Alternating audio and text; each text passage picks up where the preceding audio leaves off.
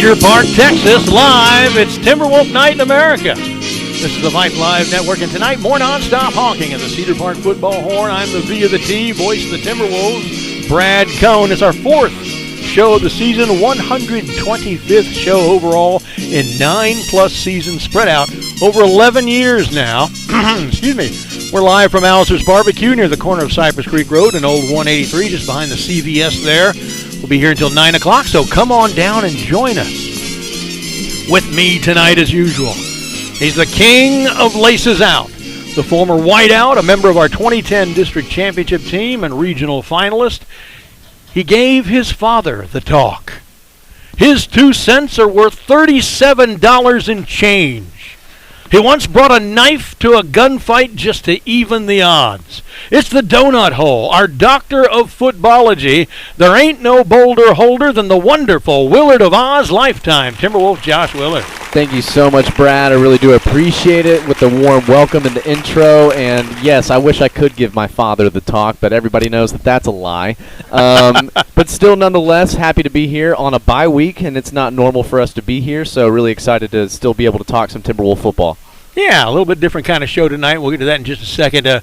Les Clary was scheduled to be our QA agent tonight, but instead, an issue Les had to take care of. So Merle Bertrand himself, closely and diligently monitoring the broadcast from that super secret, high-tech, low-maintenance, ultra-modern, technically advanced, stealthily cloaked pinnacle of online broadcast technology that is the Vype Studios, making sure that we don't sound like Buzz Gunderson's 49 Mercury going over the cliff. There's a cultural reference I'll come back and ask you about. If Boschelt was here, he'd got it. Yeah, excellent. We need Boschelt here. Where are you at, Brad? Yeah. Now, tonight, a special bye-week show. No player guests, no game this week to preview. Our guests tonight will be members of the Alzer family. The father, head of the family, the patriarch Nisa Alzer, and Omar. Former player, baseball and football for us. Dr. Mo Jihadi will be here. And our all-time pick leader, Lane Waller, will also be joining us. I mean, when you got an iconic member of the Black Rain in the house, and then, again, just shout out to Alzer's Barbecue for the new host of Timberwolf Night in America. It feels so good to finally have just a Timberwolf welcome venue. And, again, the barbecue is great. Get down here. This year's booster, yeah, it smells good in here every time we come in here. My mouth is watering every time I'm on the show. This year's Booster Club sponsors: Covert Ford, Alzer's Barbecue, Sewell Land Rover and Jaguar, Mission of Hope, Life Family, Reap Financial, TJ Lewis Real Estate, Raising Canes, Kathy Tam Photography, Mungia Real Estate, ROI Sport Performance and Physical Therapy, One Stop, Rudy's Barbecue, Army Ant Moving, Majori's, and HEB. Here's what's on the menu for tonight's show. Josh will do the state of the program update. We'll review the Round Rock game, a look at other local scores, and then we'll cause you to be impressed with all the high school football trends that Cedar Park has set. A walk through the wonderful world of Willard with the Willard of Oz, and he'll have a special new segment tonight as well that he will tell you about. Then we'll bring on tonight's guest for an extended visit, and we'll end it all with our new trivia game called Steal Josh's Ice Cream. Now, apologies for the spotty connection on Friday night. We were up and down all night long. Merle has a solution, we hope, for that. We use an AT&T wireless card, and what he's going to do is going to give us another one that we'll use, power up, and have online simultaneously. It's a Verizon card, and Cecil detects problems with whatever one we're on. He can jump over to the other one, and that should be a little bit better because they're, different coverage realities and all that sort of thing. So that's versatile, baby. There you go. All right, a trivia question for Josh just to get things started. What is the program's record for most receivers to catch a pass in a game? Most receivers to catch a pass in a game. What's the record at Cedar Park? I'm going to go 14. That's a good in one game. In one game? Yeah. We were doing that thing back 10 years ago with my team, but we were only running the ball. That's good. It's not quite that high, 12. Oh, and it was set more recent than back in the day. Set against Pflugerville in 18, Ryder Hernandez sophomore year. But impressively, guess what mark is third? 10. Achieved just last Friday night against Round Rock.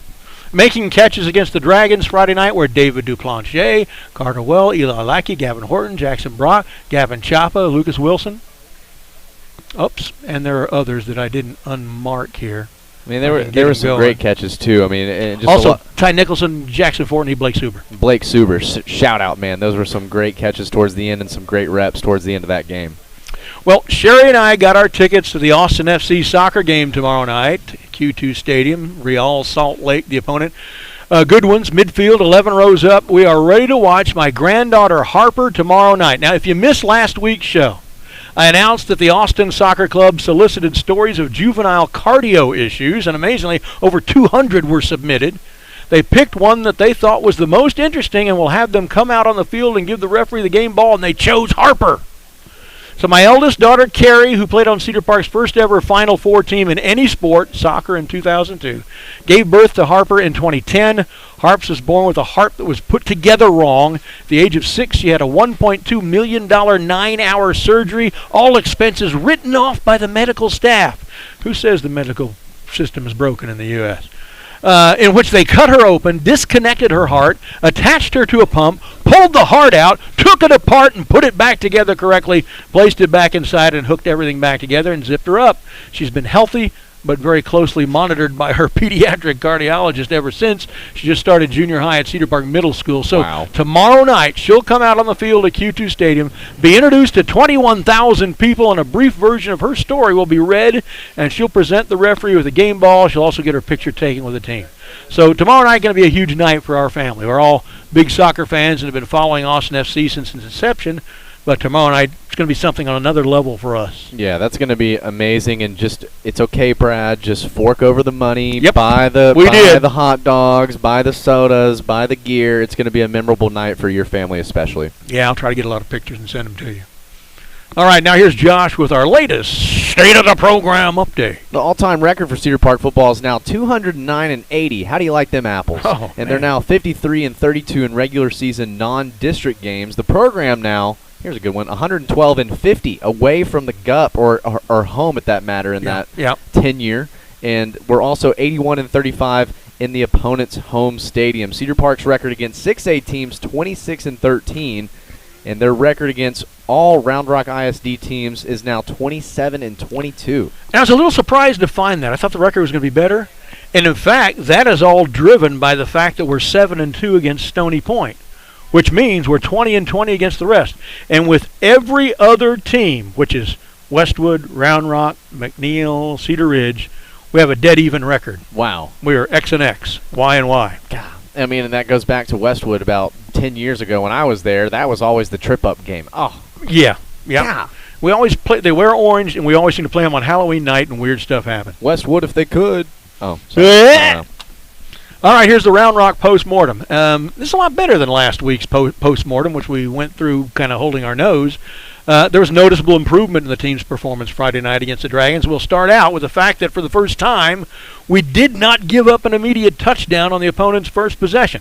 We didn't even give up a score of any kind the first time Round Rock had the ball. We forced a punt. The defense played very well, considering they faced the 21st-ranked 6A team in Texas with an offense that had been averaging 40 points a game. It was only 10-7 at halftime. Cedar Park was in a position early in the fourth quarter to drive in and cut the lead to 17-14, but couldn't do that. Much better coverage of their receivers, much better tackling. Special teams was a bright spot in the first two games. Cracked a little, though, against Round Rock. We failed to get one punt off, and we had a field goal attempt blocked. But 10 different receivers, as we said earlier, caught a pass, a prodigious number. There was a drastic reduction in the number of big plays allowed. Cedar Park was in this game until very late. It was only 10-7 up until there were just 14 minutes left in the game. Round Rock scored kind of a rub-it-in touchdown very late to inflate the final to 24-7. That's something we got to figure out, is how to close better. Against both Cedar Ridge and Round Rock, late game collapses on our part led to margins of defeat being inflated when they certainly shouldn't have been. But definite progress was made in my estimation.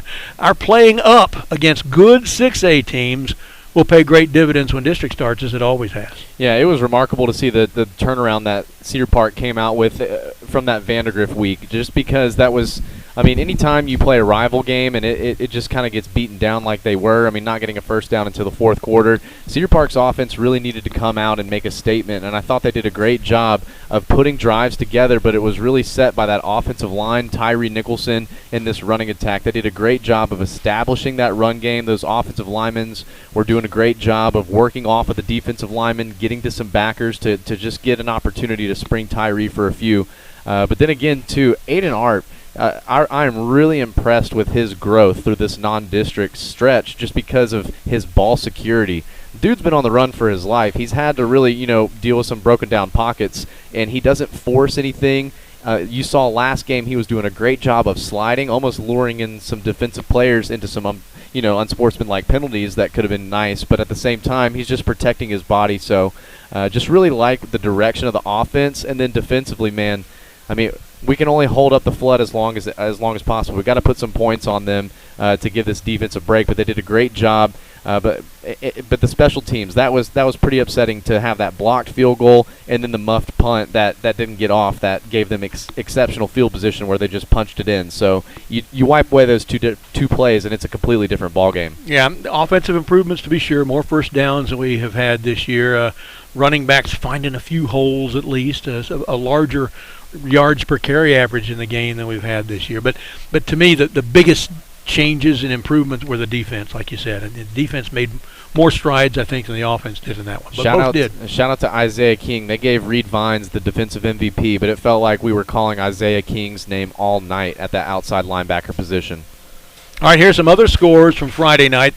Most of these are, or at least some of these are pretty interesting. Austin High 21, Anderson 20, Westlake 56, Aikens 6. Stony Point, who's really gotten good, it looks like, 55, Pflugerville 7. Stony Point has the running back who's committed to TCU, and then his little brother is the starting corner as a sophomore, and he's already getting big-time D1 looks, and then their receiver, Braylon James, has committed to Notre Dame. Wow. They do look strong. How does Texas let those people leave? How does that happen? Bowie over Del Valle 64-0. Vandegrift over Waco Midway 45-0. Same score they beat us by, so I guess we're as good as Waco Midway. Lake Travis gets their first win of the season. Let me say that again. Lake Travis gets their first win of the season. In Week 3, they beat Buda Johnson, our first-round playoff victim last year, 55-17.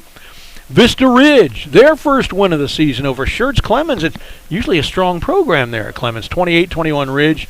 Cibolo Steel over a pretty solid Hutto team, 49-16. I was very impressed just not impressed because Hutto definitely has come out of the gates firing, especially with the big win over Liberty Hill last week.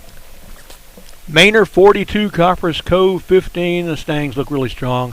Harker Heights, who is not a great football team, over Cedar Ridge 27-20. That used to be the iconic first game of the season for the Timberwolves. Well, I tell you, I lamented after the game was over that first night at Palace that we did not lose to a great football team that night. That's what kind of upset me. Cedar Ridge was not going to prove to be good. Sure enough, we're the only team they've beaten. Yikes. Westwood 49, Bastrop 42. Here's one. Weiss 28. They haven't been playing all that great. Over Converse Judson with 15. When they had Weiss had that great opening, I think last week they played LBJ. LBJ started the year against Manor and then played Weiss. So Weiss losing to LBJ last week, I know that they had a sour taste in their mouth, and for them to come out and play that well against Converse Judson, Weiss has got some dudes all over the place. Yeah. McCallum over Connolly, 31-28. Hayes beat Cedar Creek, 54-21. Elgin lost to Brian Rudder, 21-14. Here is a rivalry game I would like to go to sometime. I'm busy with Timberwolf football time. Kerrville-Tivy, 28. The Battling Billy Goats of Fredericksburg, 31. That would be a great game to see. Battling Billies versus the Antlers. That would be a lot of fun. Llano over Crockett, 57-14. LBJ lost to Dallas Parish Episcopal big, 44-21. But I looked up. In the private school poll in Texas, the team LBJ lost to is number 1. LBJ did a good job with their non-district. They had Manor, Weiss, and then Dallas Parish Episcopal. So good non-district schedule for sure. And here are the scores from our district, 11-5A. Eastview fell to Lampasas, 48-39. Georgetown fell to Liberty Hill, 49-35. Rouse over Glenn, 10-7. I guess they just stopped that game after the first quarter. That was a game-winning field goal, too, for Rouse. Hendrickson by 1 over not a real good McNeil team, 28-27. Hendrickson's first win. A&M Consolidated, who was a top 10 team, fell to Lufkin, 41-14. College Station beat Temple 45-35. Gave up a lot of points. And Leander comes back from the river with a 34-32 win over Del Rio. 11-5A teams went 3-5. Yeah, it was tough for our district for sure. But everybody's got the week off. They can heal the bumps and bruises and get right back to it. And so glad Hendrickson's going to be riding on a high note coming into the next week.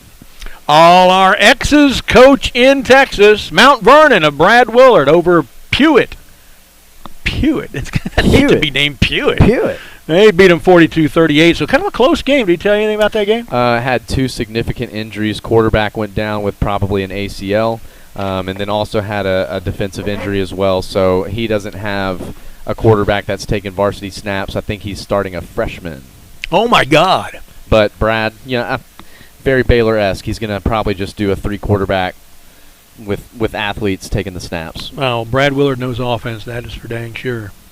Prosper, Brandon Smith's team, 19-11 over Rockwall. North Crowley, 28. Lovejoy, 20. Chris Ross's team starts the season 1-2. Non-district. Josh Mansrouth's team, we already mentioned, 10-7 winner over Glenn in our district. Joe Willis's team, used to be Tyler Lee, now Tyler Legacy, after beating their arch rival Tyler last week, fell big to one of the top 5A teams in state, Longview, 69-0. Oh, that's disrespectful. Why would they do that to our Coach Willis? Speaking of disrespectful, Carl Absek's team, Barbers Hill over Baytown Sterling, historically a good program, 59-7. There you go. That's okay. We're on the good end of that. First win of the year for Carl. San Antonio Davenport beat Nick Rogers' San Antonio Peeper Piper team 35-23, so our guys went 4-3. Man, Piper, those are some beautiful facilities. Coach Rogers has an opportunity over there with some good talent pool for sure. But yeah, I mean our guys doing well. Coach Smith, Schmidt, I should say, at Prosper, that was a big win over Rockwall. Yeah. All right, a programming note before we move on to our next feature. I'm going to be at Sipapoo in the mountains of northern New Mexico September 24th through 29th for a long-scheduled joint vacation with about 10 members of my wife's family. I won't miss any games, but it does mean that Josh will be doing this show solo Tuesday night, September 27th. That's 2 weeks from tonight, week of our first trip to College Station to play A&M Consolidated. Josh's guest that night will be the offensive line. The Doughboys. Now, our first feature, trends that our program has started.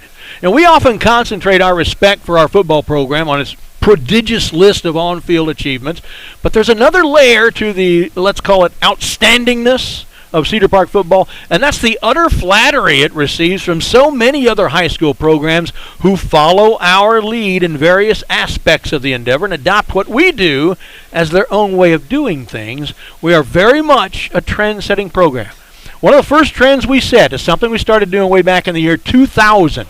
During our first 2 years of operation, a non-varsity season in 98, a varsity but non-district season in 99, our home uniform was all green, pants, jersey, helmet. But in 2000, our first UIL district campaign, that was changed to all black.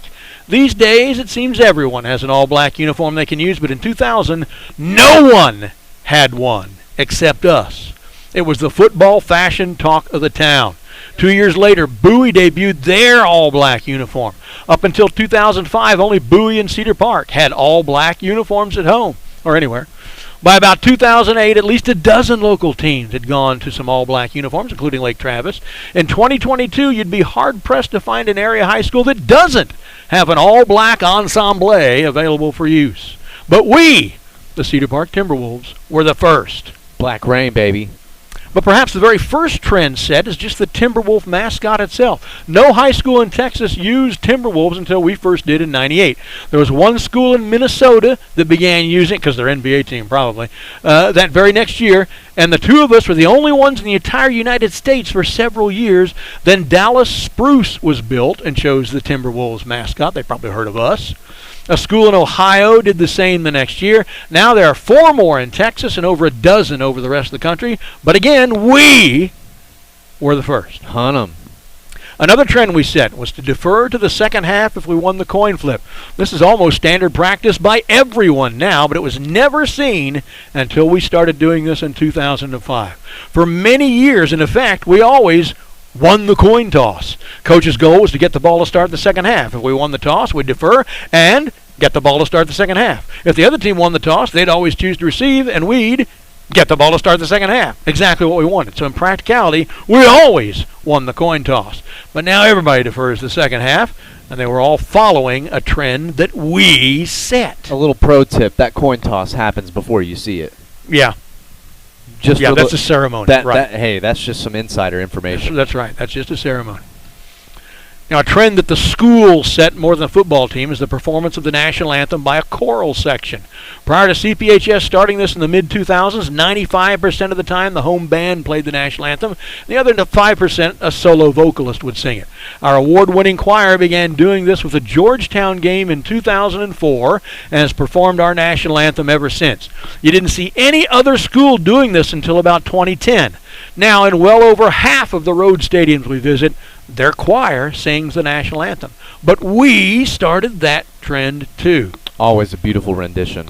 Another trend is more than the school, than the football team again. It's the band playing Metal Shop on the sidelines before they all climb back into the stands following their halftime performance. We started doing this in 2003. For years, it was an exclusive thing. Then, just a couple of seasons ago, we started noticing that a lot of other bands are now playing Metal Shop. And once again, they're all following a trend that we set. Back in 2008, there were a handful of high school football teams in Texas who had a radio broadcast of their game each week. Most of these were small-town schools whose hometown was at least big enough to have a small radio station. The others were rich schools like Westlake who could afford the exorbitant fees a station like KVET 1300 charges for the service. In 2003, veteran sportscaster Chuck Licata and another media veteran named Kevin McAdams came up with the idea to use the internet and a fairly young technology called streaming, that we all know well today, to create an audio radio-like broadcast that could be picked up all over the world at comparatively low operating expense. A big plus for this approach was that radio broadcasts at the time only covered whatever area their towers reach, but your dad on a business trip in Australia could listen live to an internet broadcast. Chuck and Kevin spent a couple of years getting all their technology and processes and procedures and ideas in place, and during week 3 of the 05 season, they tried it the first time. That first internet broadcast of high school sports in Texas occurred in Killeen's Buckley Stadium with play-by-play provided by the longtime UIL voice of the state basketball tournament, Phil Rancifer, whose color man that night was me. That game was Killeen Ellison versus Cedar Park, won by the Timberwolves 20-15. Many high schools now broadcast many of their sporting events over the net. Guess who was first? Okay, we got to give a nod to Killeen Ellison here too. For the next few years, KMAX Sports was the only operation to be doing this. They had a game of the week thing, and 3 or 4 times a season in 05, 6, and 7, it was a Cedar Park game. In 2008, Chuck finally began to commit a dedicated crew to every Timberwolf football game, making Cedar Park the first high school football program to have its own internet broadcast of every game.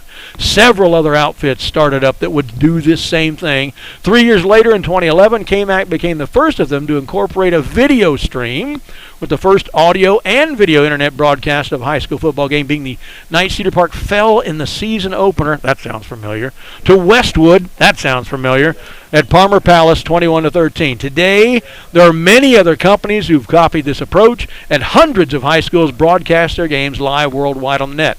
But again, we were the first. Everyone else who is doing this is following a trend that Cedar Park set. Go ahead. I got to say on that note, I like to use your phrase. We have the best dang bomber crew. Yeah. There ain't no better broadcast crew, I'm telling you. Part of the excellence, I'll have to admit. And the final trend I'll highlight tonight is, well, this show. When we started doing Timberwolf Night in America in 2011, there were no other high schools in Texas with their own dedicated weekly talk show. Today, there are more than 30.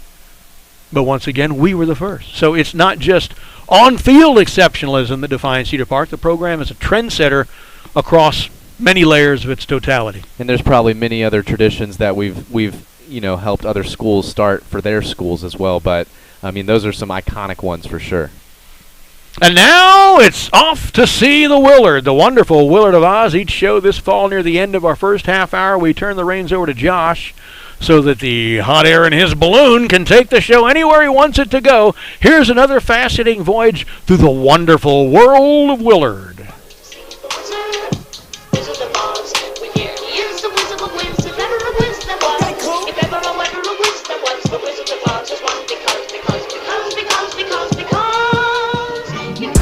Well, I mean, I can say it again, Brad. Football is officially back. We had a full slate on our schedule this weekend. We had the Longhorns hosting Alabama to start things off at 11 a.m. Are you kidding me? Or as my little brother used to call him when he was young and still figuring his way through the world, Alabama. Oh, my goodness. But the Longhorns came out. Sark had the guys ready to go, and it was a phenomenal game. I almost wanted to feature the officiating crew as much stupid is as stupid does, because that targeting call that they had. What were they thinking? Oh, my gosh. And the end zone, that should have been a safety even, potentially. Steve Groves here in the house giving me some feedback as well. I mean, it was just brutal to see the Horns get that close after, being counted out virtually not only by Vegas, but every other single person on the planet. I myself included didn't think that they were going to be able to cover. Alabama had to have about 5 or 6 plays go their way to win. Any one of those do not happen the way they did, and Texas wins. That's one of them. Should have been intentional grounding and end zone safety, 2 points in a game we lose by 1. We had a field goal that we missed down close from 20 yards out, and there's 3 points we didn't get in a game we lost by 1. We had an obvious DPI in the end zone that would have been a touchdown pass. We had to settle for a field goal. Would have been a first and goal for 1 and a touchdown.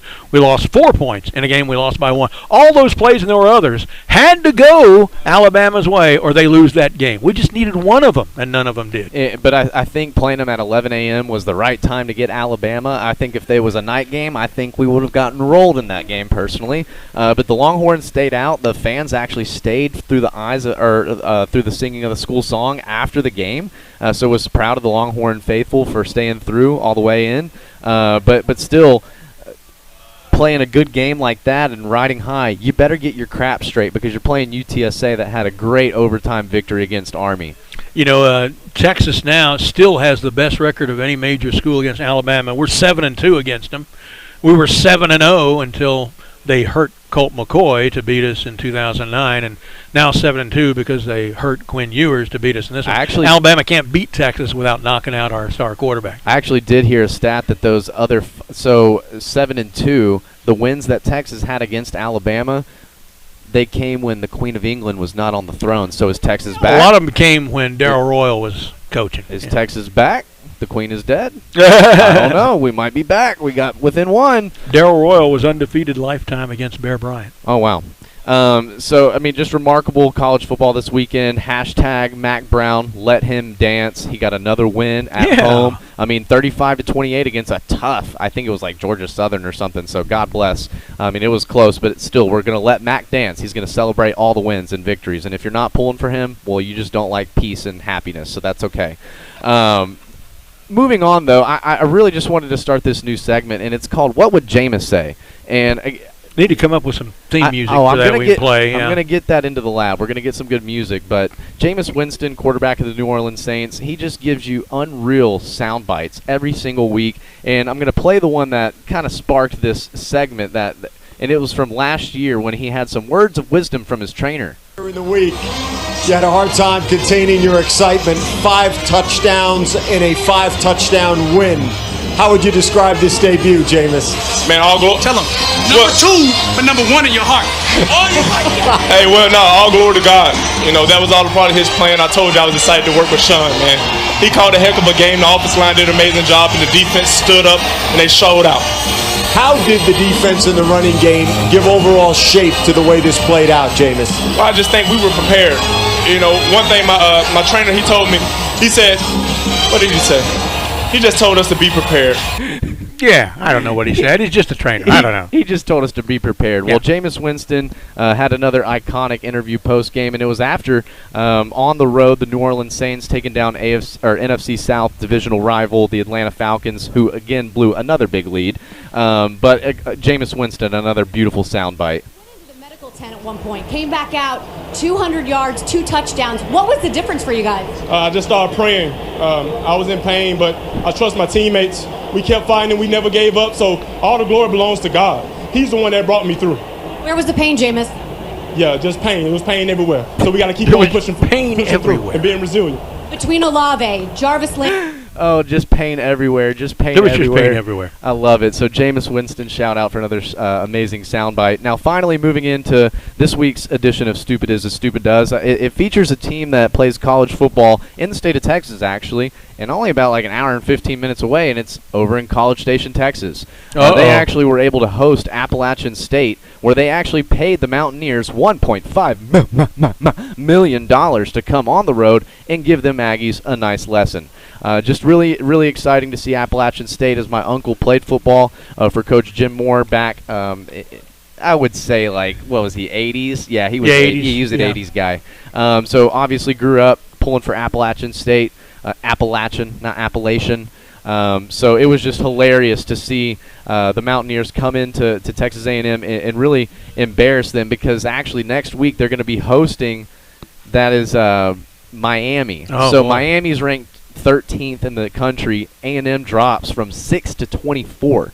That was, as I understand, the highest drop in the poll era of a team in the poll when they still stayed in the poll. Yeah, it's remarkable. But Texas A&M was actually Kirk Herbstreit on the Stanford USC broadcast this past Saturday night. They broke the news that College Game Day was going to Boone, North Carolina. College Game Day, Kirk Herbstreit said, was supposed to be in College Station against Miami for a 6-13 matchup, big-time game. And Appalachian State not only won the game, collected $1.5 million, but they also stole College Game Day. So Texas A&M. Are you stupid or something? Honestly, as stupid as stupid does. Now, a guy sent me something, some little history here that is hard to believe. Here it is. Arkansas State has only beaten 3 Power 5 teams ever in school history. Louisiana Lafayette has only beaten 4 Power 5 teams ever in school history. Appalachian State has only beaten 5 Power 5 teams ever in school history. All 3 have beaten Texas A&M.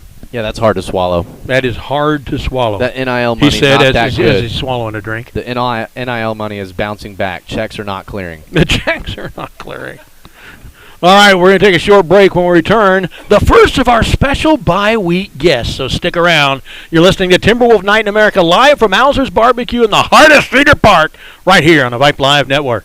You know the Alzer family. They've been involved in Cedar Park sports for years, just as Alzer's Barbecue has been involved in Cedar Park cuisine for years. It's one-of-a-kind, authentic Texas barbecue. Brisket, turkey, chicken, lamb, terrific sides and sauces. It's sheer succulence. That's Alzer's Barbecue, next to the CVS on Cypress Creek Road, just west of Old 183.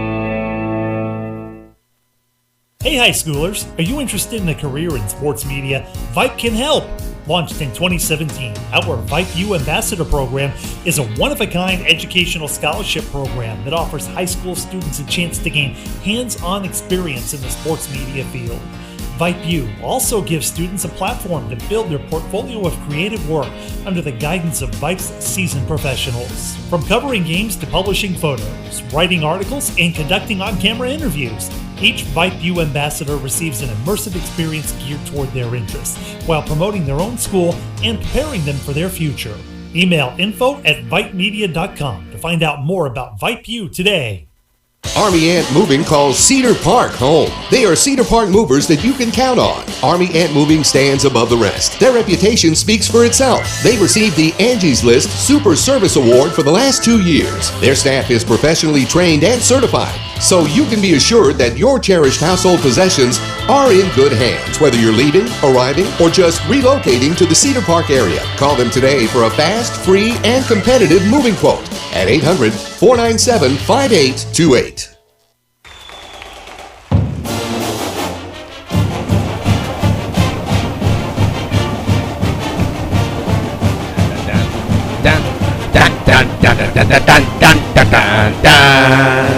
Around Oh, yeah. We could play in the band. Dude, come on, man. I could play the lips and teeth and tongue. Honestly, we could get an hour downtown and we could sell it out, I promise. I could play the kazoo. Welcome back, episode 4 of Timberwolf Night in America for 2022, live from Alzer's Barbecue here in Cedar Park. I'm Brad Cohn, joined by Josh Willard. Les Clary was our QA tonight, but it's Merle Bertrand now here on the Vype Live Network. And now our first guest tonight, the owner and proprietor of this here establishment, a man who has, in so very many ways, provided support of this program for over a decade now with many young sons and the sponsorship of this business, Nasser Alzer.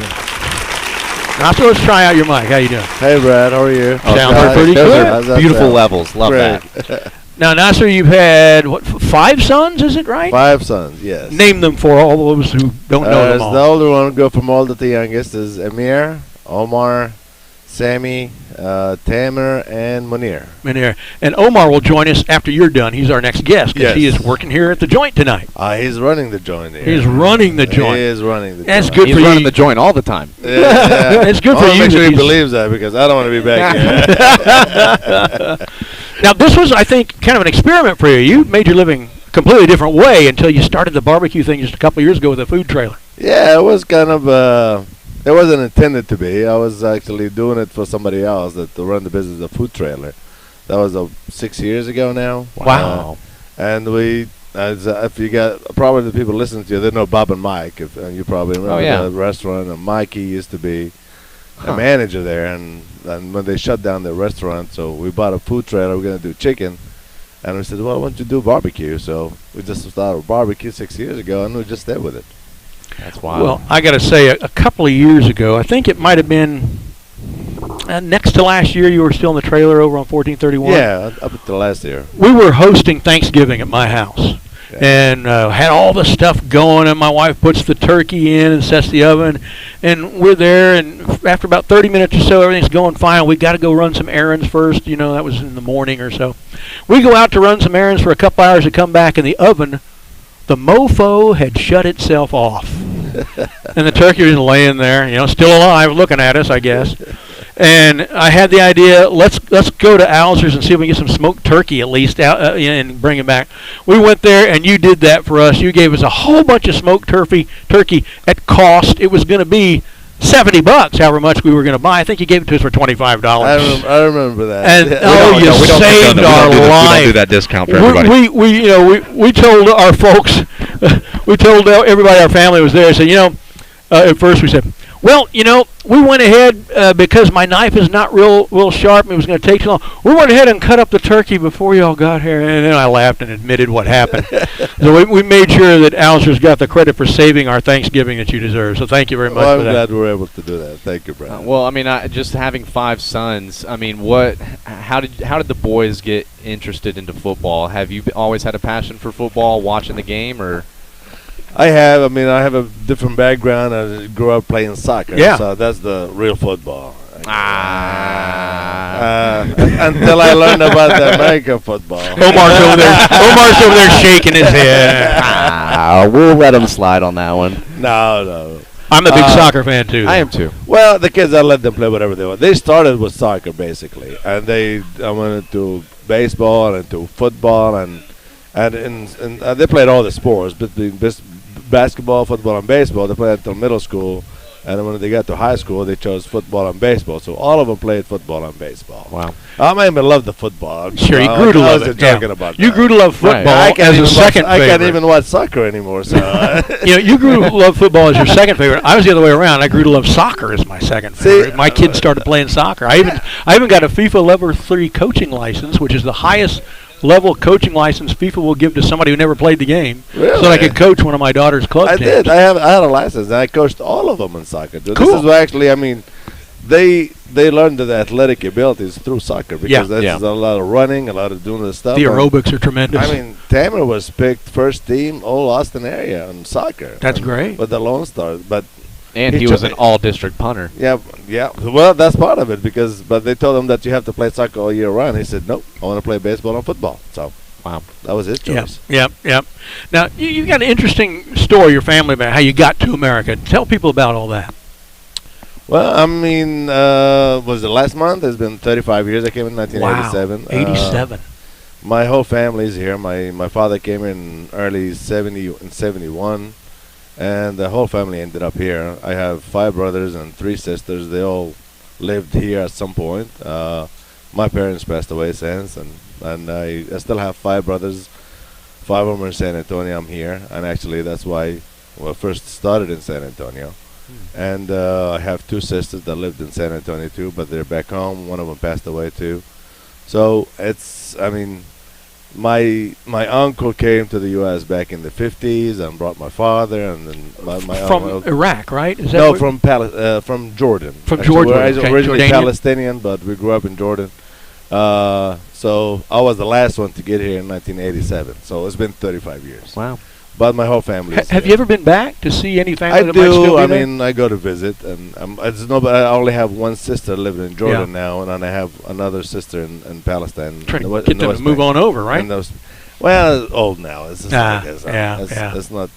Well, actually, the one of them went back, and they're retired. She and her husband, she's in her 70s too, so they're retired, and they went to the old house, so they're living there now.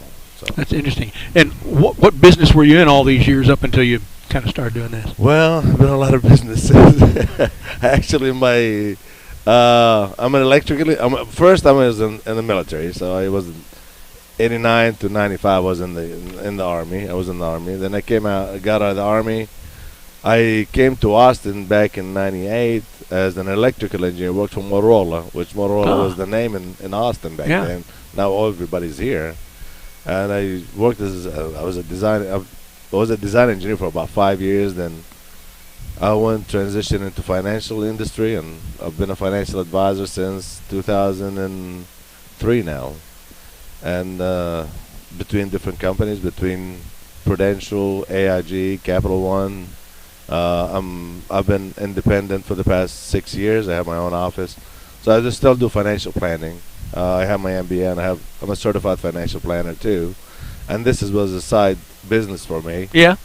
And now you can give it away to Omar to run and not bother you. I'm not going to give it to him. Well, I mean, give it to him to run. No, to run. Give it to him to run. Okay. He can run today, but I'm not going to give it to him. No. He's got to pay for it. Yeah. Yeah. You got to earn it. Now, your sons have been a big part of a lot of Cedar Park football success over the years. Describe how fun it is to watch one of your sons playing such important roles over the years at so many different positions. Well, I like to see it as they've been part of the Cedar Park success. So we're lucky to be in Cedar Park and be part of a great community here.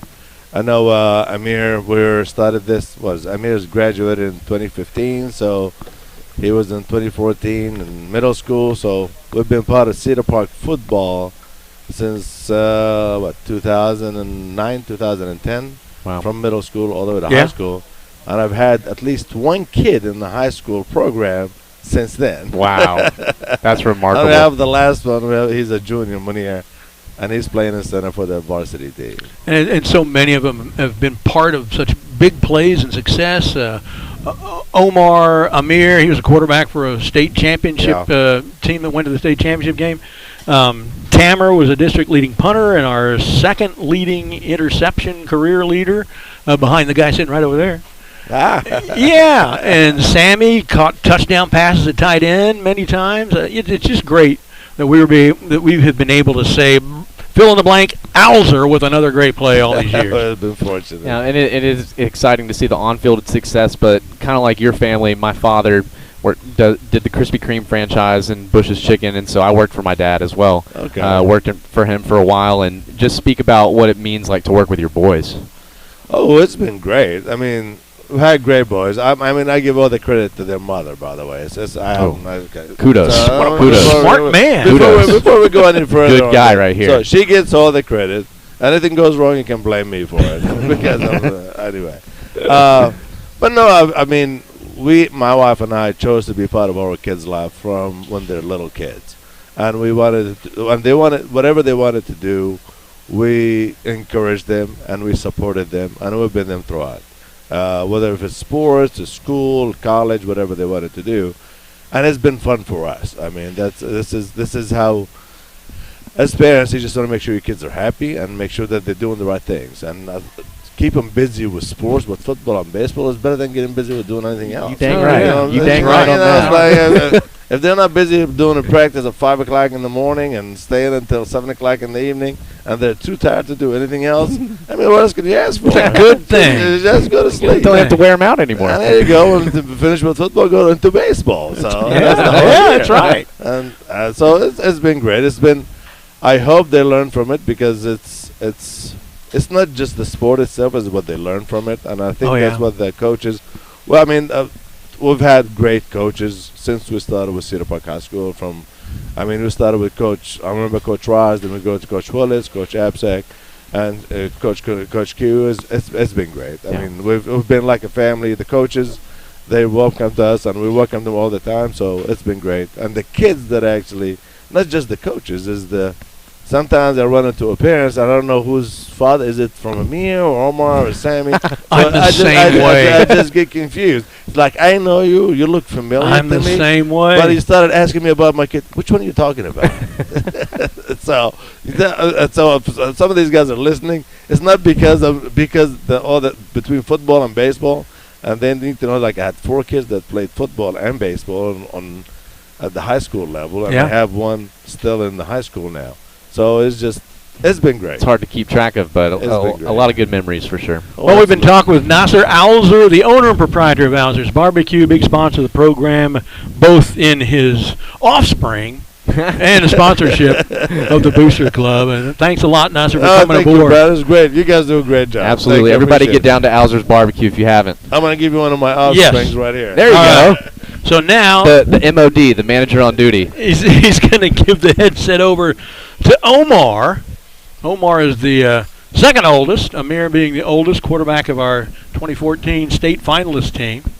And Omar came on a little bit later, but Omar got to be part of the 2015 team. Oh, let's turn up his mic. There you go. Got some Omar, levels. talk in there now. How you doing, Brad? Oh, good. Yeah. Maybe move that a little bit closer. A little closer? Yeah, there you go. Beautiful. Levels are in. So I forget. I'm like your dad. I know who everybody is, but may forget year. What years were you on the varsity? 15, of course. I played a little bit in the playoffs back when Amir was a senior, so 14. I was a sophomore. Okay. I played linebacker as a junior, and then senior year I got moved back to the offensive side and played running back.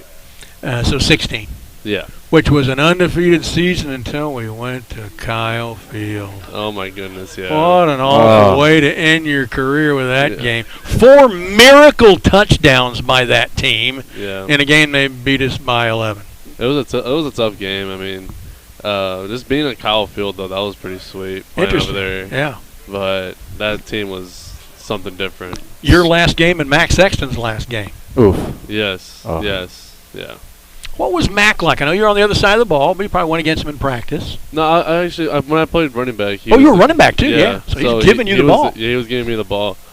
Mac was my favorite quarterback. Honestly, he was so quiet, but he always knew what he was doing, and just playing next to him was really cool because he was really tough and he knew what was going on all the time, and he was just one of the great quarterbacks. He can swing the ball around like it was nothing. So then, talk about that transition. Did you like going from defense to offense? Actually, I played quarterback growing up. Oh, but when who can throw the longer bomb? You or Amir? Oh, that's a tough one. Ooh. Right now, I don't know about that, but back then it was probably Amir. Amir could sling it around pretty well. You could probably claim length, but maybe he claims accuracy if you're talking. Oh yeah, you could split it. You could split it that way. But yeah, I played quarterback growing up, and when I got bigger, obviously, and then decided you're more of a linebacker type. So I got moved to linebacker. You're still built like a linebacker. Yep. Yeah, I mean it's all the barbecue I eat kind of helps out. and a fullback. It's a good build for a fullback. Yeah. But yeah, I got moved to linebacker, and it was fun. But I always liked running the ball. It was just always something I've been doing my whole life. That's what you do with your brothers. Yeah, you're running with the rock. Exactly. Yeah. Talk about the 2015 state championship run and finally winning that sucker undefeated, our only undefeated 16-0 team ever, beating Frisco Lone Star up there at Reliant Stadium. Talk about that day. Oh, that day was honestly unbelievable. I mean, in NRG Stadium was super cool. The locker room, the experience being on the field and everything, and the stadium was just absolutely packed. It was. It was packed. And that was because that was the 11 a.m. kick. They had 2 other state championship games after that, and it was Lake Travis and Westlake. So all the 3 Austin teams. Right. All 3 Austin teams, yeah. So I mean, it was really cool being a part of that team. I mean, I don't think we even had a close game that season. Nope. We were just blowing people out of the water. I think that one was the closest. Yeah, I mean, our defense was stellar that year for sure, and it was a fun season to be a part of and to be a part of that team. We're just blowing over people like it was nothing. Talk to us about the coaches. Who was your position coach? The various positions you played. Who are they? When I played linebacker, Coach Battles was my position coach. I like Coach Battles a lot. He was very intense, and he was just always crazy and just always had like a fire lit under him, just always going after. And I like that, especially if you're playing the linebacker position. You got to have that kind of mindset whenever you're playing. He could figure out how to get you to have that fire too. Yeah, exactly. Yeah. Another one, Kirkendall, when he was there. His first year coming into Cedar Park, it was my senior year when I played running back. So me and him got to develop a really close relationship with each other. It was his first year at Cedar Park. My senior year, I was a starting running back, so me and him we were super close, more kind of like playful, but we used to. It was good. And then when the spring came, you played a lot of baseball. Yeah. Tell us about your baseball career. I love football, absolutely. Just hitting people was awesome. Yeah. But baseball was my favorite sport to play. But it was really cool because like I never really got to play with Amir growing up. So when I came in my freshman year, they moved me up for the playoffs to be a pitcher for the Cedar Park, and Amir it was just like super weird being on the same field with Amir. I bet. Because I mean, me and him we were close in age, but we were never really that close in age to be on like the same team together. Yeah. So and, like Amir's always been the one that like kind of like helped me out. He's growing up. 2 years older than you, right? He is 2 years older. 2 years older, yeah. And all the age groups in youth sports are 2 years wide, so he's always 1 year different. Well, we're than you. 18 months apart, two grade levels ahead of me. 2 grade, yeah. Yeah, so that was flirting with Irish twins right there. Yeah. Yeah. Me and my brother are 13 months apart. Oh, really? I'm a vasectomy baby. That's a medical term for you out there, folks. Just got in under the wire. That's right. Miracle baby. Now, I've got to tell a story about Omar, too. You know, I told the story about how Nasser and this joint saved our Thanksgiving once. One time, my daughter Carrie was driving home, and she had this old, beat-up, 35-year-old gray, rusted-out Cadillac, and it died somewhere in the neighborhood. And she gave me a call on the cell phone. It was only a few blocks from the house, so I walked down there, and we kind of put it in neutral. You're ready to push it, and his car comes up. And these two guys get out. And they ask if they can help us push the car. And it was Omar. Omar helped us push Carrie's car 2 blocks, 2.5 blocks over to our house and up the driveway. Yeah, that was instead of us having to do it ourselves. I mean, I just got off of work at the trailer at the time, and I was just driving home, and I saw people pushing like an old car, and I was like, you know what? I can still like, get it. I was like, I'll go help him out, and then I got out of the car, and I'm just pushing him, and I hear Brad talking, and like. I know that voice. I know that voice from somewhere. It's the V of the T. And I was like, are you Brad Cohn? He goes, yeah. And I was like, oh my gosh, that's a small world. It's crazy. That was great. That was terrific. That's a neighborhood coming to. You all live not far from there, right? No, very close. Yeah. Yeah. Wasn't it like right on that corner or something? We used to live on that corner that when I saw you. Yeah. That was our old house. Where we saw it. Yeah. Whenever we moved, that is like half a mile away. Half a mile away. Yeah. Well, that's great. Well, Omar, thanks for joining us. Boy, I wish we had you on this team. Yeah. I don't know. I mean, I'm a little bit out of shape for that one. We could work you into shape pretty quick. Get a hold of the Yancy. Yeah, I was going to say, go to Yancy for a couple weeks. Yeah, we could use a great linebacker and fullback. So what's your position here at Alzer's Barbecue now?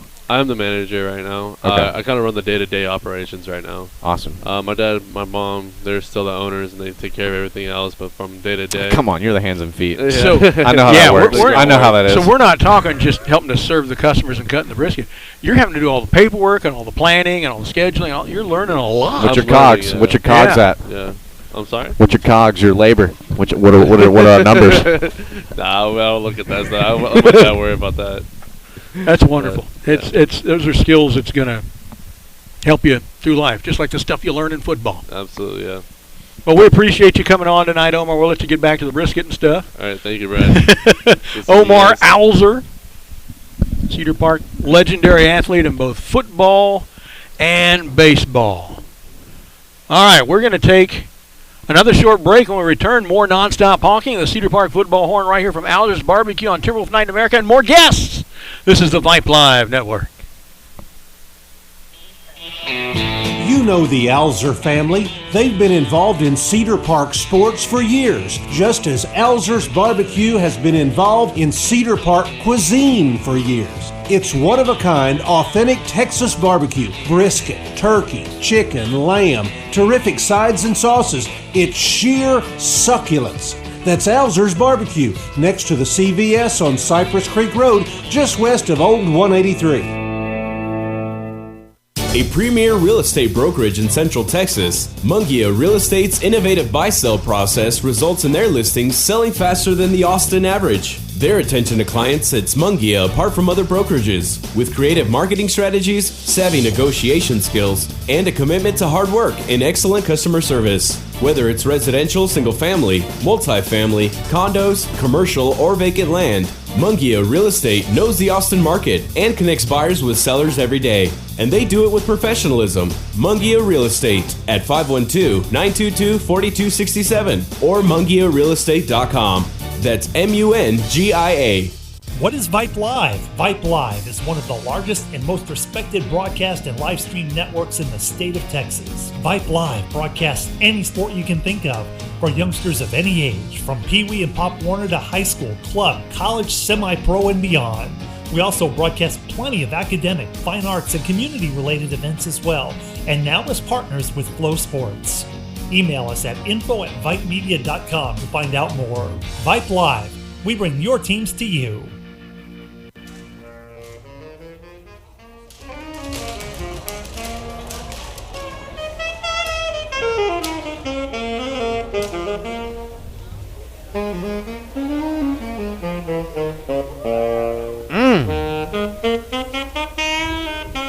Play that. One, two, ready, and. Oh, yeah. Another fine football tradition started by Cedar Park High School. I mean, there is nothing like coming out of that tunnel at halftime, having the band down there, that student section going crazy. And this drum run right here. Love it. Welcome back, Episode 4, Timberwolf Night in America for 2022, live from Alzer's Barbecue. I'm Brad Coney, he's Josh Willard.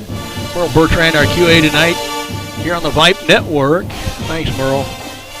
Bringing you all the stuff from right here in the heart of the 613. And before we move on, here are the other games for teams in our District 11-5A during this week. Leander is 3-0. And again, let me say that once more. Leander is 3-0. Check outside. Hell's frozen over. They visit College Station, who's 2-1. Now, that sounds like a good game. Oh, gosh, that is a good game on paper, but that is going to be awful when they get off the bus. College Station's going to win by 5 touchdowns. Hendrickson's 1-2. They visit Glenn, who's 2-1. Eastview's 0-3. Visit Cedar Park 0-3. Two 0-3 teams, the only ones in the district. That's actually going to be a better game than people think it's going to be. A&M Consolidate's 2-1. They visit Georgetown, who's 2-1. Here are the records of each 11-5A team prior to going into district play. Oh, my God. Leander's on top at 3-0. Let me say it again because they don't get that said about them very often. Leander's on top at 3-0. The Leanderthals? Who would have thought? But their opponent's record is 0-9. Yikes. And they're not winning those games by much. That's why this trip to College Station is going to be a disaster for them. A&M Consolidate's 2-1. Outscored their opponents 76-23. But their opponent's record, a losing record as well, 4-5. And their only loss is against the only team they played with a winning record. You hate to see it. Think about them. All right, College Station, they're 2-1. Outscored the opponents 124, scored the most points in district, but 94, giving up the third most in district. Their opponent's record, also 4-5. And their only loss is to a team whose only win was beating them. Oof. Think about that. Something to ponder. Georgetown's 2-1. Their opponents are also 4-5, and just like A&M Consolidated, their only loss is against the only team they played with a winning record. Get to the good stuff. Get to the good stuff. Glenn's 2-1. Their opponents are 1-8, and they lost to a team whose only win was beating them. The one in that 1-8. So we got two teams who lost to teams whose only win was beating them, And we got 2 teams whose only loss against the only team they played that had a winning record. I need a dry erase board. So, basically, don't believe any coach telling you we're in a strong district. Right. Our district is actually quite weak. Hendrickson's 1-2. Their opponents are 5-4. The first team we get to whose opponents have a winning record. Eastview's 0-3. Their opponents are 6-3. Cedar Park's 0-3. We get the best record of our opponents at 7-2. Yeah, and Cedar Ridge, I mean, that I'd love to run that game back again. So a lot of this could be, Eastview, Cedar Park playing good teams. 7-2 and 6-3. All these other teams have better records. They're barely winning and getting beat by teams with losing records and having their only loss be against a team that's their only win. 4 of them can be described that way. Well, Brad, this is not a strong district, which makes me revise my assessment. After Vandergrift, I was thinking, I don't think we're a playoff team. I don't know that we're not now. If that's the status of this district, we're still in the hunt. We could be one of the best 4 teams in districts. Well, I mean, it's non-district. You got to wipe the slate clean, brother. This is gold ball season now. College Station's 40. Here's another one to consider about the weakness of our district. College Station's 45-35 win over 2-1 Temple just a few nights ago. That's the district's only win over a team with a winning record. All right, 11-5A. We got some work to do. That's a weak district. Now we're about to start beating the crap out of each other, so I don't know. I don't care that we had 2 teams in the top 10 when the first poll came out. That doesn't matter. All right, Meet the Timberwolves. Don't forget, there's a Meet the Timberwolves event tomorrow night, 6:30, up at Timberwolves Field behind the campus. They'll have food trucks and an organization fair, so you can get stuff from all the various organizations that support the Timberwolves, including all kinds of swag from the Booster Club trailer there. Players and cheerleaders going to sign autographs, and at the end, fireworks! Unfortunately, I will miss because of Harper's participation in the Austin FC game at Q2 Stadium. Josh might be there. No, I would love a redo after last time's appearance at the spring game. My goodness. All right, our final guest of the night. It's Lane Waller. You know the name if you're a long-time Timberwolves fan. If you just started recently, you may not know this name. It was a little while ago. But let me tell you a little bit about Lane Waller. Get into it. He had 8 interceptions in 2013. That's the most in a single season in Cedar Park history, but it was tied by Jav Guidry the next year. So he and Jav both hold the record of 8 in a single season. So Jav only on the New York Jets roster. Okay. Actually, no big deal. I think it was yesterday he was signed by the Raiders. The Raiders. The Raiders. All right. Stay off the strip, Jav. Or not. For his career, 12 picks.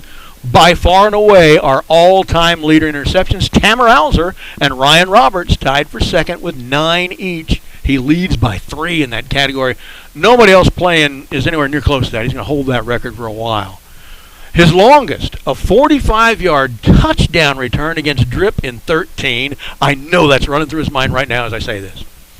Lane also had an 80-yard touchdown kickoff return against Vista Ridge in 13, same season, and he holds the school record for kickoff return yardage in a single game, 146 in 4 returns against Mabel Falls in 2012. Was that the shootout game? It was out there, I know. I know we had one game out there that was a shootout. I think that was that game. He has the program's 6th longest punt return, 51 yards for a touchdown against Drip in that same 2013 game where we had 4 non-offensive touchdowns, and he had 2 of them, and those are both record. Most non-offensive touchdowns by a single individual player in one game, and most non-offensive touchdowns by the team in one game. I would literally put your highlight tape on your business card if you have one. I would just walk around with that thing. I got a QR code. Just scan this thing. You can pull up my highlights. And perhaps the biggest one, in the 4th quarter of the 2012 state championship game against Lancaster at Kyle Boyd Stadium, Lane picked off Tiger quarterback DeMarcus Ayers and returned it 21 yards, setting up the offense for the 54-yard 14-blade trade. Easy for you to say. 14-play drive that burned away most of the clock and ended in a Mikhail Wilson touchdown run that clinched Cedar Park's first state title. What was going through your head? You're on the sidelines by the time Mikhail ran it in. What happens in your head at that moment? Oh, at that point I knew we won. We had it. We had it in the bag. We could see across the other sideline that think there was They didn't want any more 3:01 left when he scored, but that put us up by multiple scores. Yeah, I mean, at that point, all of the energy was on our side, and we could just tell that they didn't want any more of it. So. And so you didn't start in the Cedar Park system. You moved into this area, correct? Correct. Yeah, I moved in going into my sophomore year. And so what year did you graduate? Graduated in 14. Because I graduated in 2011. So you're a senior when he's a freshman, but he Right. wasn't here as a freshman. I remember like summer workouts, you coming in and started getting into the mix, and there's like, oh, because you started off as a receiver, I feel like. Mhm. Yeah, and then they moved you over, and then that state championship run, were you a safety that year, or? So I started off at safety. I think by the second or third game they had switched me to cornerback because we were lacking in depth there. And but yeah, we had good safeties, so they just moved me to cornerback, and then I kind of did a little bit of both. But Who was the other corner, and who were the two safeties? the other corner was Sean Engel. Oh. Okay, yeah. Oh. And then the safeties were Blake Buffard and Trevor Spoor that year. Oh, yeah. Oh my! I love these names. Blake Buffard. I miss those guys. He ended up being a great I miss pitcher in those guys. baseball, too. He sure did. So, Lane, did you ever have a chance to play any collegiate football? I did. I played 1 year at the University of Mary Hardin Baylor. Ah. Yeah. Yeah, and then Good after program. that, it was great. It was good experience. Played there for just 1 semester, and then decided it's time to hang the cleats up and focus on some school. So. Did they have the new stadium built yet when you were there? They did. Oh, What a great oh, place. We got to play a beautiful playoff stadium. game there a couple of years after Yeah, that. that's right. Oh, man, they got such a great program. Mm-hmm. Great memories, I'm sure. Tell us what was your favorite, maybe it was that interception in the state title game. What's your favorite memory as a Timberwolf player? Oh gosh, yeah, that one's definitely hard to beat. I mean, winning state championship is second to none. Yeah. But that night against Dripping Springs, that was a good night too. That was a good That's night. the night that you better have started Lane Waller on your fantasy team. Yeah, that was a good night for sure. I remember that I got an email from a Dripping Springs fan after that game just praising everything we did. From just having the game to how good the team was, and saying that someday we hope to be you guys. What a great example you are. we should across the publicize board. that. I kept that email for a long time. Yeah, we were rocking on all cylinders that night. So I don't think you played baseball, did you? I did, up until my junior year. Okay, that's why I'm not remembering. Okay. Here's a good question from Mr. Weems. They have the 2012 signatures from the team. Can you find your signature? Oh, are you on there? If not, we need to add it tonight. I know. I bet that's a good one. Wow. A lot of good signatures right there. Looks like everybody, doesn't it? Goodness gracious. Nick Gutierrez. Nick Gutierrez. Brooks Lukowski.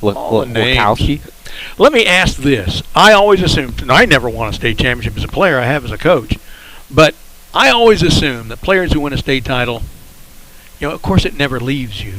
Do you stay in touch with some key players on your team that you just remember the rest of your life? Oh, absolutely. And who are they? Absolutely. Still keep in touch with Nate Grimm, yeah. Chad Whitehead. Yeah, all us boys are still pretty close. We still keep in touch pretty much on the regular. So. Where is Nate these days? He's actually here in Austin still. Can I ask a favor? What's that? Can I have you contact him and see if he wants to come on the show with our quarterbacks when they come on? Well, I'll let him know. I'll look up when that is. Yeah. And we'll let you know after the bet. show. I'm not sure what week the quarterbacks are here, but we'll look it up. I would appreciate it. We'd love to talk to Nate again. Absolutely, yeah. Bringing these great names from the past is something we just absolutely love to do. Mm-hmm. It's really fun to have these names come back and just talk about the other guys that have been on y'all's team. And so, back in your day, well, now transitioning to what you're doing now, because we actually interviewed Dr. Mo during the last game. So now you've kind of transitioned into the sports medicine field. Yes. So Dr. Mo actually was the guy who kind of got me into the whole chiropractic field originally. And I'm actually finishing up chiropractic school now. I'll be done in December, and then I'll be joining his practice coming in January. Wow. So, yeah. Still sticking around the sport, kind of. Oh, yeah. Yeah. Yeah, for sure. All right, Lane, here it is. They will be here October 11th, Tuesday night, October 11th, with the quarterbacks. So if you could tell Nate that, October 11th. and I'll give you my email address, too, before you leave, so you can have him contact me. Yeah, you bet. Thank you. Appreciate that very much. Not a Nate Grimm. Hopefully he can talk me into it. The Nate Grimm.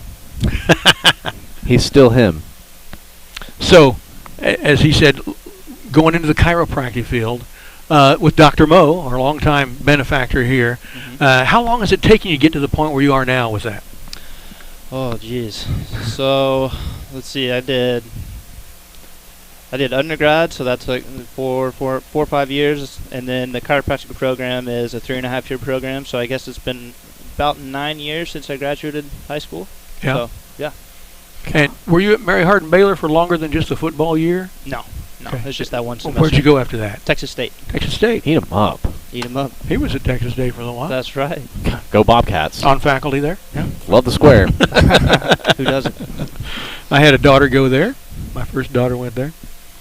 All right. Do you have any shout-outs you want to give to anybody?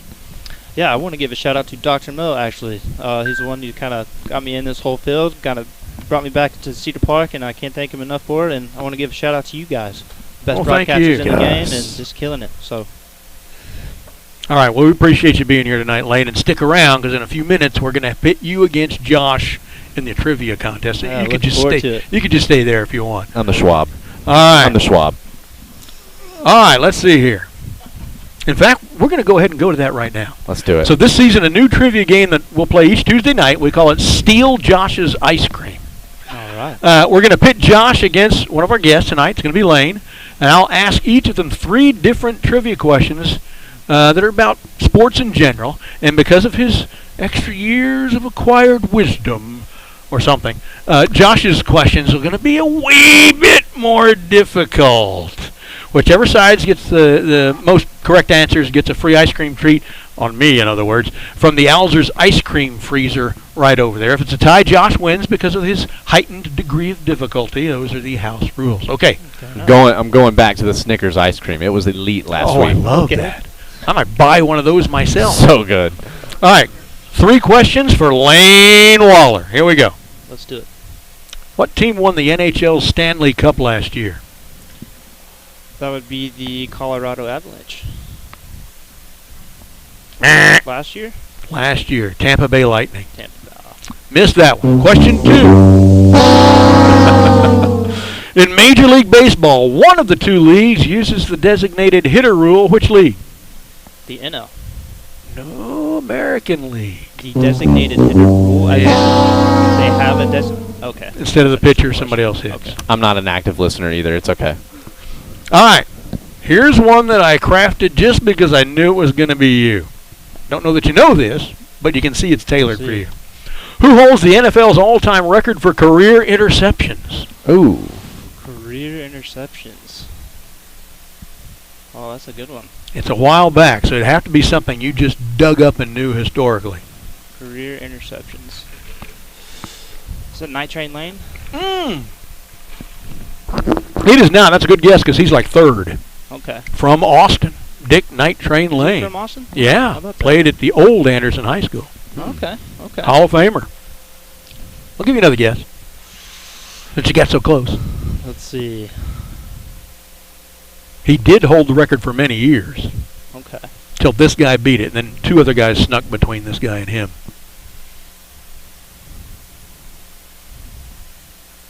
I feel like it's a safety. He is a safety. Was a safety. Rod Woodson? He's like 2nd. No, it was Paul Krause. He had 81. Holy cow. Played for Washington and Minnesota 64-79. I'm going to give him a point because he got 2 of the top 4. I'm going to give him a point. I would have never guessed that anybody could have got him. Wait, Woodson? Rod Woodson, yeah. All right, and now, so he's got a point. Josh has got to get at least 1 to get the ice cream because the tie goes to him. These will be tough. All right, Josh, put on your thinking cap. It's on. Charge the batteries. It's tied. All right. How many Dallas Stars have won the Conn Smythe Trophy, and can you name him or them? You know, that was a really good year. That happened in '99. Yeah? And there was only 1. That's the year they won it. It was a Joe Nematode. I don't know how to say the last name. Neuendijk. Easier for you to say. Nematode. Yeah, I'll give you a half a point for that. So you still got to get. I'll take a halfy. Yeah, still got to get another score to beat him because I gave him over/under is looking good. All right, in rugby, what is a scoring play called? Well, it's funny. I think a big fan of Barstool Sports. They really should implement the downfield option. And Round Rock ran the hook and ladder really well last week. Yeah. They ran that beautifully last week. They really need to incorporate the downfield pitch. That's going to be the next phase of the game. However, it's called a try. It is called a try. We kind of kept that nomenclature in American football. We call our extra point a try. And what's interesting is for the scoring play, what they have to do is they carry it over the end line, and they have to touch the ball down on the ground, so it's a touchdown. And that's where we get the term touchdown for what we do. But we do it with a celebration and spike. Yeah, we do dancing and preening. Yeah. All right, so you got the point that's going to win it for you, but let's give you the last question. Okay. Give me a heater. What is the oldest team in the NFL still operating from its original location? Green Bay Packers. Lambeau Field. Yep. Not only its original location as far as a town, but I think Lambeau Field even existed back. No, it was built in the 60s, I think. They played somewhere else.